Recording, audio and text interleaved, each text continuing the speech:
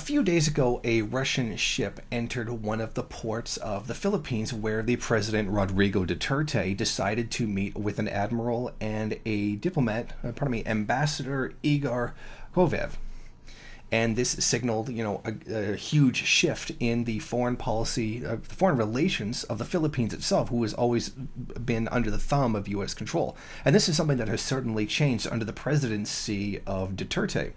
Now, with the visit, Duterte said that he welcomed his Russian friends and that they, if they wanted to dock here for any reason, for play, to replenish supplies, or maybe our ally to protect us, which definitely shows a real pivot towards a very friendly relation with Russia, which is very much a barb at its current relation with the United States, where the U.S. has total domination.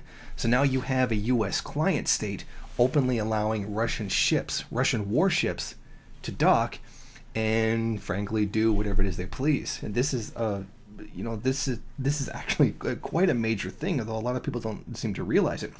However, Ambassador Kovev also had his own statement to make.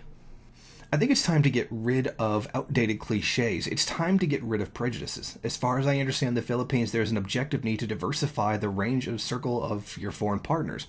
We are talking about diversification. It's not a choice between these partners and those. Diversification means keeping traditional old partners and getting new ones. Basically, what Duterte is trying to do is change the nature of the relationship that the Philippines has with the United States. Now, he knows that unless he went into a socialist economy, which he's not going to do, he has to remain a client state of some imperialist power, even if it is Russia. But what he's doing here is trying to play the different sides off each other. The Philippines has spent a great deal of time in complete subjugation to the United States, and now all of a sudden these friendly gestures towards Russia and China and other countries, welcoming everybody as possible friends and allies. He's trying to get better deals for his people.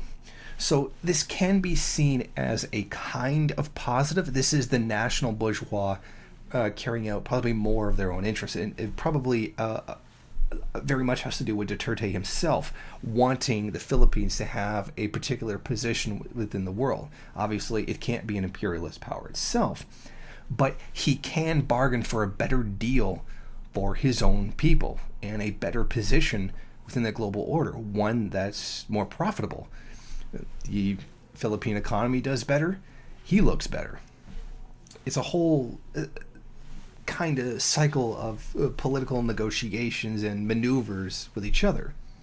But we should also keep in mind that Duterte has a very, very bad human rights record, including, frankly, death squads going around killing poor people whose only crime is being a drug addict.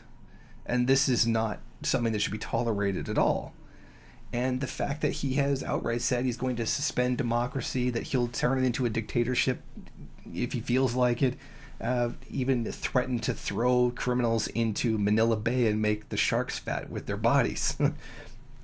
He's by no means a progressive in any way, shape, or form. He is by no means a socialist. He is, frankly, his own man and does what he thinks is right, regardless of possibly the will of the Filipino people or even basic human decency. Thank you for watching. If you like this program, then please head over to my Patreon page and set up a monthly donation. It's your donations that keep this program running. Also, if you would like, please rate, comment, subscribe, and share in various social media.